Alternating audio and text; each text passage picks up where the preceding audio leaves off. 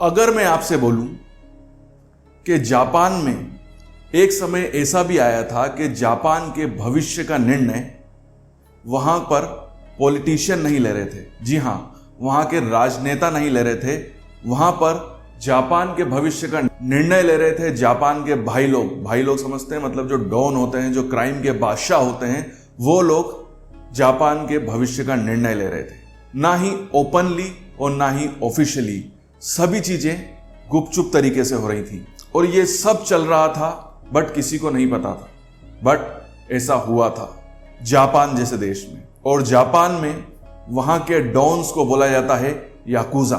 जी हां, यह कहानी है उस जापान की जब जापान के भविष्य का निर्णय ले रहे थे वहां के क्राइम को कंट्रोल करने वाले वहां के डॉन याकुजा। स्वागत है आपका मेरे नए चैनल प्रोफेसर करण एक्सप्लेन में, जहां पर हम आज बात करेंगे उस समय की जब जापान में जापान के भविष्य का निर्णय वहां की राजनीति को कंट्रोल कर रहे थे याकुजा। समय है 1945 का। द्वितीय विश्व युद्ध खत्म हो चुका है। जापान पे अमेरिका ने परमाणु अटैक कर दिया है। जापान तितर बितर हो चुका है। वहां की इकोनॉमी डिस्ट्रॉय हो चुकी है। वहां पर ना कोई शासन है, ना कोई प्रशासन है। कोई किसी को देखने वाला नहीं है। ना वहां की सेना है, क्योंकि सेना द्वितीय विश्व युद्ध में खत्म हो चुकी है। कोई भी चीज कंट्रोल में नहीं आ रही है। सभी चीजें कंट्रोल के बाहर हो चुकी है। मैं उस जापान की बात कर रहा हूं। वहां पर जो सरकार अब बची कुची है, वो भी कोशिश कर रही है कि जापान को किसी तरीके से कंट्रोल किया जाए और इस सभ्यता को बचाया जाए। और उसी समय जब जापान में अफरा तफरी मची हुई थी, तब जापान में कई पावर्स का जन्म हुआ, कई शक्तियों का जन्म हुआ। द्वितीय विश्व युद्ध के बाद का टोक्यो, आप समझ सकते हैं उस समय टोक्यो की क्या स्थिति रही होगी। जापान अभी अभी युद्ध हार चुका है। टोक्यो में लोगों की नौकरी जा चुकी है। खाने के लिए कुछ भी नहीं है, क्योंकि जापान जो खाना दूसरे देशों से मंगवाता था वो नहीं आ पा रहा है, क्योंकि जापान की अर्थव्यवस्था चरमरा गई है। उसके पास दूसरे देशों को देने के लिए कोई पैसा भी नहीं बचा है। जापान की आर्थिक स्थिति इतनी खराब हो चुकी है कि वहां पर लोगों के लिए खाने के लाले हो चुके हैं। उस समय जापान में, खासकर टोक्यो में, ब्लैक मार्केट का उदय होता है। जी हां, ब्लैक मार्केट। इस ब्लैक मार्केट के तहत लोग अपने खाने पीने के सामान खरीदते हैं, और वो भी कम भाव में, क्योंकि इन ब्लैक मार्केट में जो भी माफिया काम कर रहे थे वो इल्लीगली खाने के सामान, दवाइयां इल्लीगल तरीके से जापान में लेके आते थे और ब्लैक मार्केट के तहत लोगों को सेल करते थे। इस समय लोगों के पास जॉब भी नहीं थी, वो बिल्कुल जॉबलेस थे।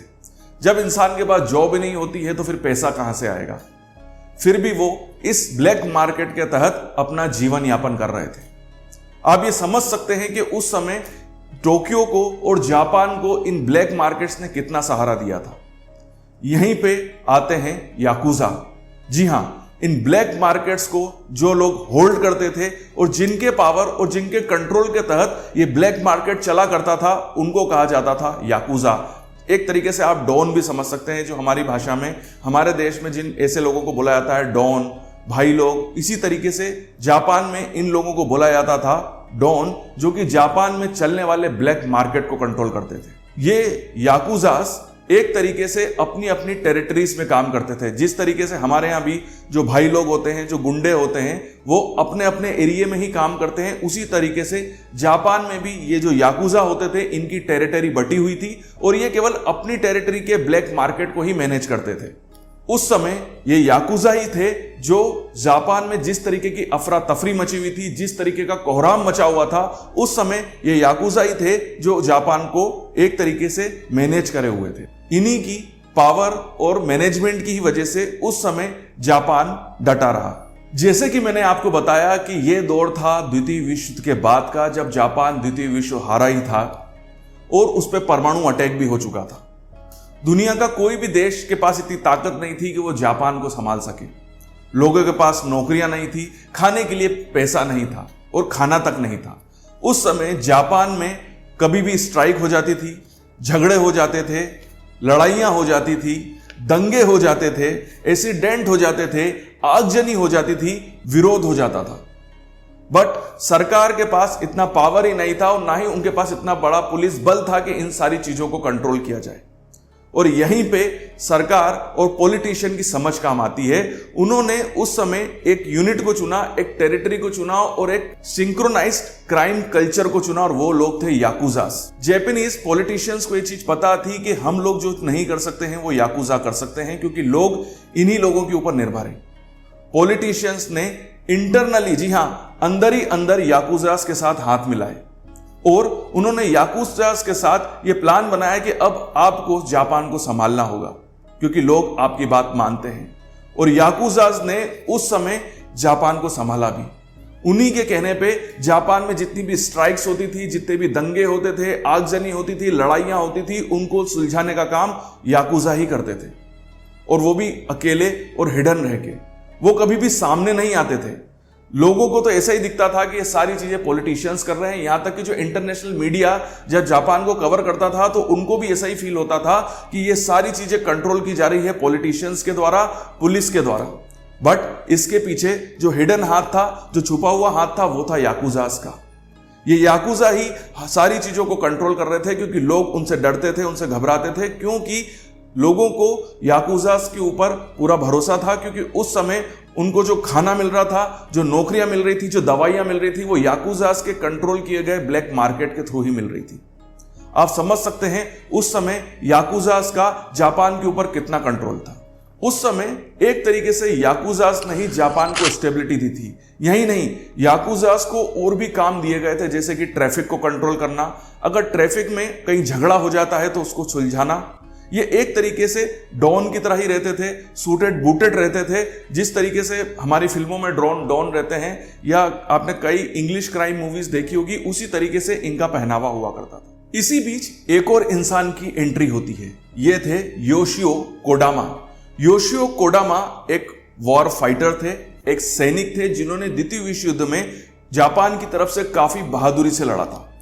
पूरे जापान में उनको काफी रिस्पेक्ट दी जाती थी। बट द्वितीय विश्व युद्ध के बाद भी उन्होंने अपना काम नहीं छोड़ा, जापान के लिए वो काम करते रहे। जब उन्होंने ये देखा कि याकुजास के द्वारा जापान को स्टेबलाइज किया जा सकता है, कंट्रोल किया जा सकता है, तो वो बीच में कूद पड़े। उस समय काफी ऐसे पॉलिटिशियंस थे जो कि इसके अगेंस्ट भी थे।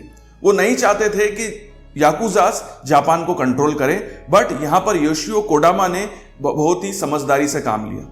उन्होंने पॉलिटिशियंस, बिजनेसमैन और याकुजास को एक ही पेज पे लेके आए और बोला कि आपको तीनों को ही साथ में ही काम करना है, जापान के लिए, जापान की तरक्की के लिए।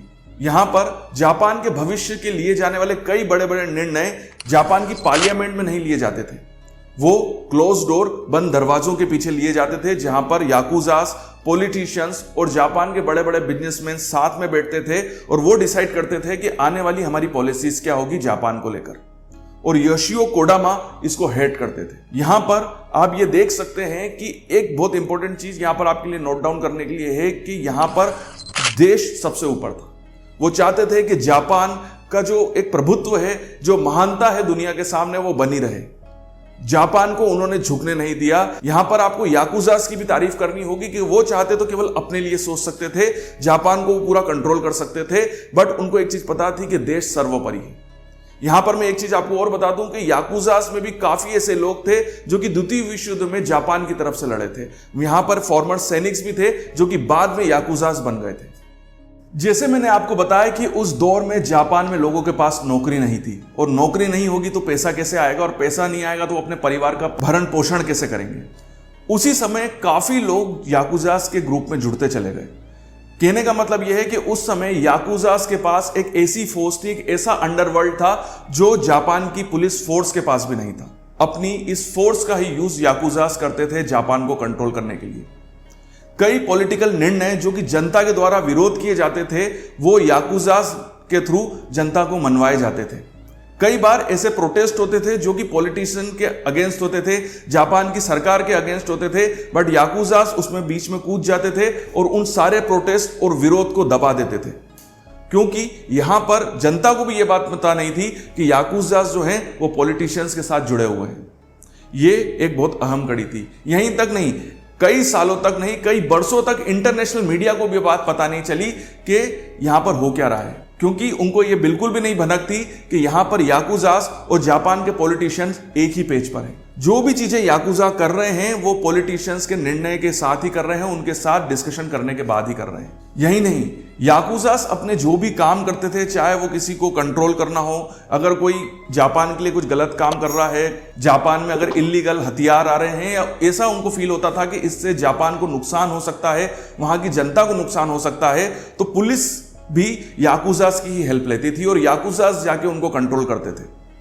यहां पर एक बहुत इंपॉर्टेंट चीज है कि इस बीच याकुजास किसी तरीके के ना सबूत छोड़ते थे, ना कोई निशान छोड़ते थे, और यहां वो किसी तरीके की हीरोगिरी भी नहीं करते थे कि वो आके इसका श्रेय लेते थे।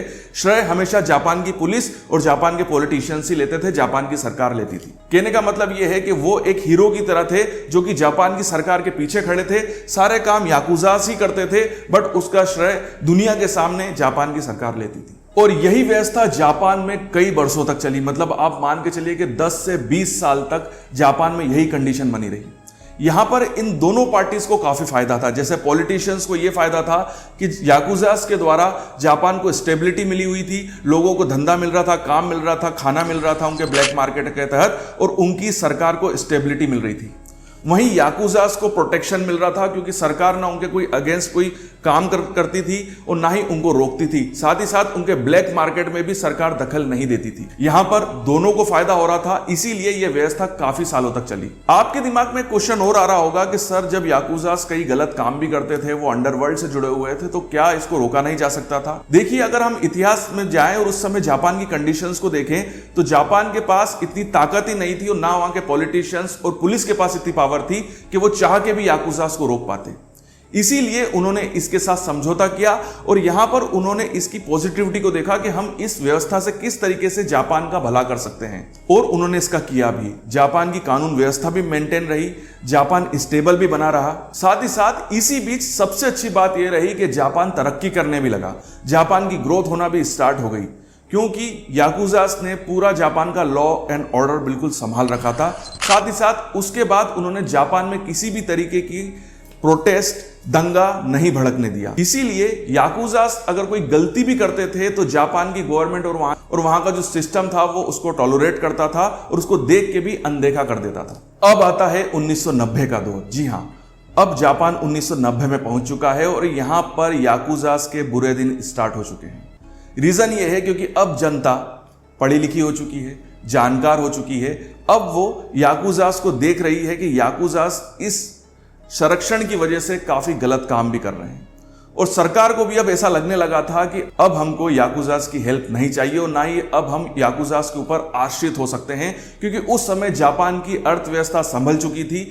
अब जापान अपने पैरों पर खड़ा हो चुका था। और इसी बीच जापानी सरकार एक लॉ लाती है जो कि है एंटी ऑर्गेनाइज क्राइम लॉ। ये लॉ जो था वो याकुजास के अगेंस्ट ही लाया गया था, उनके अंडरवर्ल्ड और उनके ब्लैक मार्केट के अगेंस्ट लाया गया था। जैसे ही ये लॉ आया, जापान की पुलिस और जापान के जितने भी ऑफिशियल्स थे, सिक्योरिटी ऑफिशियल्स थे, वो अब याकुजास के पीछे लग गए। याकुजास का इनकाउंटर होना स्टार्ट हो गया, याकुजास की गिरफ्तारी होना स्टार्ट हो गई, और धीरे धीरे उनका जो ग्रुप था, जो उनसे जुड़े हुए लोग थे, वो भी अंडरग्राउंड हो गए, देश छोड़ के चले गए और उनकी संख्या काफी कम हो गई। कहने का मतलब है कि 1990 के दौर में याकुजास का पावर गवर्नमेंट के द्वारा काफी हद तक कंट्रोल कर लिया गया था। आज जब आप जापान को देखते हैं तो आपको ऐसा फील होता है कि जापान से बढ़कर कोई देश ही नहीं है, जापान से मॉडर्न कोई देश ही नहीं है, और जापान से डेवलप कोई कंट्री नहीं है। वहां की टेक्नोलॉजी हो या वहां का कल्चर हो, वहां की एजुकेशन सिस्टम हो, वहां का मेडिकल सिस्टम हो, वो दुनिया में सबसे बेस्ट है। तो हमको ऐसा ही लगता है कि वहां के जो पॉलिटिशियंस थे, वहां की जो सरकार थी, उन्हीं के इन निर्णयों की वजह से ये सब हुआ होगा, बट ऐसा नहीं है। अगर हम पीछे झांक के देखते हैं जापान की तरफ, जब जापान द्वितीय विश्व युद्ध हार कर बाहर आया था, उसके ऊपर परमाणु अटैक हो चुके थे, तो उस समय जो निर्णय लिए गए थे उसमें याकुजास का एक बहुत बड़ा हाथ था। जापान की ग्रोथ में जितना हाथ वहां की सरकार का है, उससे ज्यादा हाथ याकुजास का है, क्योंकि याकुजास ने ही इतने सालों तक, जब जापान की हालत बहुत खराब थी, कोई भी जापान का साथ नहीं दे रहा था, उस समय वो याकुजास थे जिन्होंने जापान को संभाला था। आप समझ सकते हैं कि जापान के डेवलपमेंट में याकुजास का कितना हाथ है। तो चलिए ये वीडियो यहीं पे कंप्लीट करते हैं, बट इस वीडियो को कंप्लीट करने से पहले कुछ क्वेश्चन मैं आपसे जरूर पूछना चाहता हूं, जैसे कि कई बार देश के लिए गए कई बड़े बड़े निर्णय पार्लियामेंट में नहीं लिए जाते हैं, टीवी पे बैठ के नहीं लिए जाते हैं, अपने ऑफिस में बैठ के नहीं लिए जाते हैं। कई बार देश के लिए कई बड़े बड़े निर्णय दरवाजों के पीछे और चोरी छिपे भी लिए जाते हैं, बिल्कुल शांति में। और यहां पर याकुजास की जो मैंने आपको रोल बताया जापान में, उससे आपको एक बात तो समझ में आई गई होगी कि किसी भी देश की ग्रोथ के लिए केवल वहां के राजनेता ही जिम्मेदार नहीं है। कई बार पर्दे के पीछे भी कई ऐसे लोग होते हैं जो कि अपने प्रयासों से, अपनी मेहनत से और अपने दृढ़ संकल्प से किसी देश को डेवलप कर सकते हैं, उसको खड़ा कर सकते हैं। याकुजास का जापान की स्टेबिलिटी और ग्रोथ के लिए जो रोल है वो हमको यही बताता है। वीडियो देखने के लिए थैंक यू वेरी मच। अगर आप इसी तरीके की ऐतिहासिक घटनाओं को बहुत ही अच्छे से और सिस्टमेटिक वे में जानना चाहते हैं तो फॉलो कीजिए मेरा चैनल प्रोफेसर करण एक्सप्लेन। वीडियो देखने के लिए थैंक यू वेरी मच। आपके उज्जवल भविष्य की कामना करता हूं और यूं ही बने रहिए मेरे साथ।